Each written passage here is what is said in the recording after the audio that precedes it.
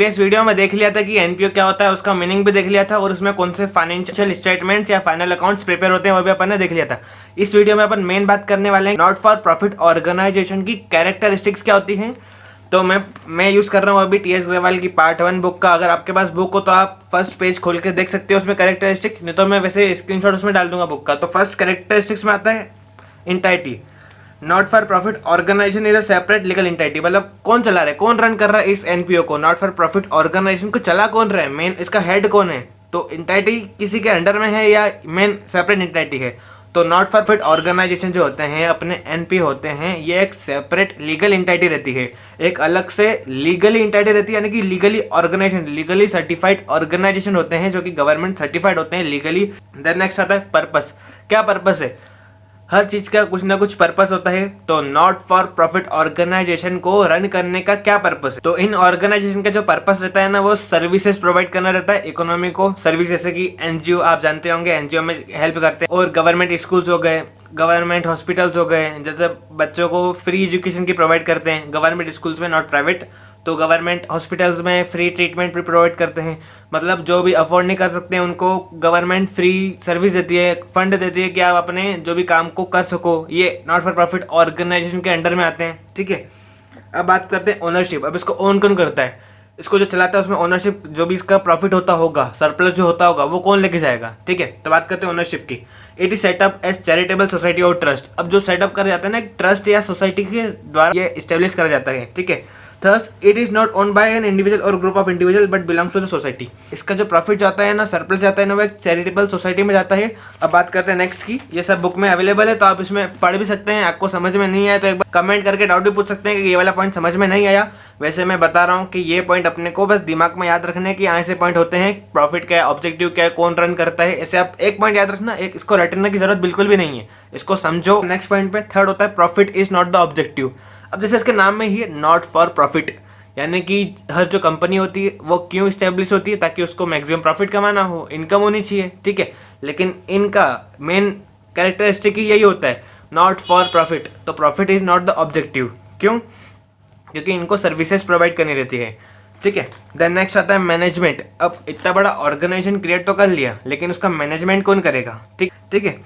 तो not for profit organisation is managed by group of individuals. वही members की बात करी थी, जिन्होंने बनाया था वही मैनेज कर सकते हैं, या अपन चैरिटी ट्रस्ट बना लिए जाते हैं, ट्रस्टी मेंबर, ट्रस्टीज जैसे को बोलते हैं, जैसे स्कूल्स में होते हैं ट्रस्टीज, तो वो उस ऑर्गेनाइजेशन को मैनेज करते हैं। तो इसमें भी सेम ट्रस्टी बना जाते हैं। एक नेक्स्ट आता है फंड्स। अब इसको फंड्स का, तो आपने अगर प्रीवियस वीडियो देखी होगी तो आपको मालूम होगा कि नॉट फॉर प्रॉफिट ऑर्गेनाइजेशन को फंड्स कहाँ कहाँ से मिलते हैं। अपन ने बात करी थी डोनेशन की, सब्सक्रिप्शन की, एंट्रेंस फीस की, ठीक है। ऐसे कुछ बहुत सारे टाइप्स होते हैं, ठीक है।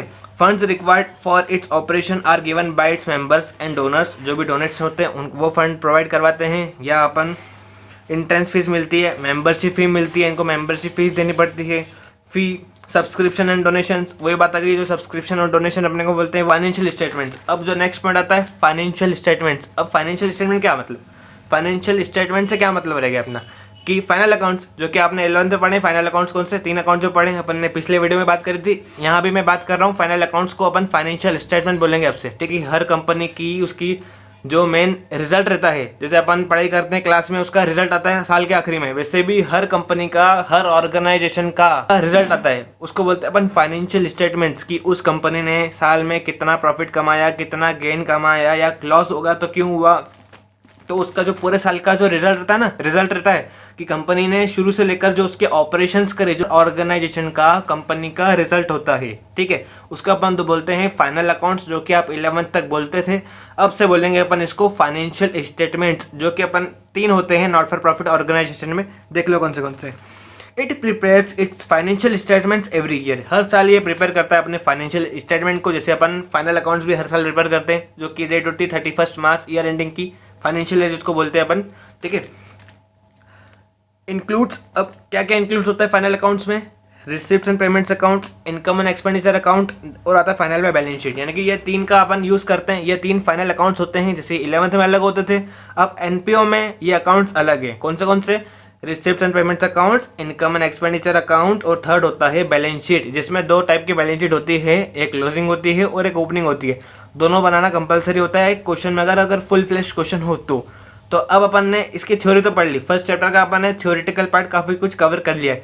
अब बात आती है प्रैक्टिकल की, क्योंकि अकाउंट जो है वो प्रैक्टिकल पे बेस्ड है, थ्योरी पे कुछ नहीं है। बस थ्योरी को आपको बस इतना याद रखना पड़ता है कि हाँ ये होता है, और थ्योरी अपने को सिर्फ पढ़नी पड़ती है और दिमाग में याद रखनी पड़ती है। तो मेरे साथ आप रिवाइज करो एक बार कि कैरेक्टरिस्टिक क्या होते हैं, कुछ पॉइंट्स है। पॉइंट जैसे कि profit is not the objective, owner कौन करता है, इंटाइटी कैसी है, सेपरेट लीगल एंटिटी है, मतलब कोई कौन ओन कर रहा है अपने को, ये सेपरेट लीगल एंटिटी है, किसी के नीचे काम नहीं करता है एनपीओ, एक सेपरेट एंटिटी बना के रखते हैं, एक सेपरेट ऑर्गेनाइजेशन बना के रखते हैं। Profit is not the objective, purpose क्या था उसका, ऑब्जेक्टिव क्या होता है इसका, मैनेजमेंट कौन करता है, ठीक है।